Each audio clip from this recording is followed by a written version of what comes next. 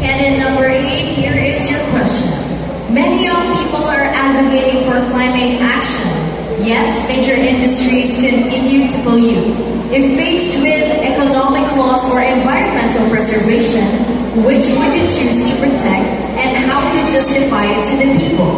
Again, many young people are advocating for climate action, yet major industries continue to pollute.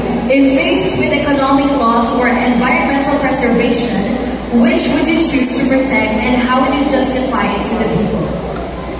As an advocate for environmental awareness, I would always choose to protect our environment. Ladies and gentlemen, environment is important in our society. Without them, we cannot function at all. And I believe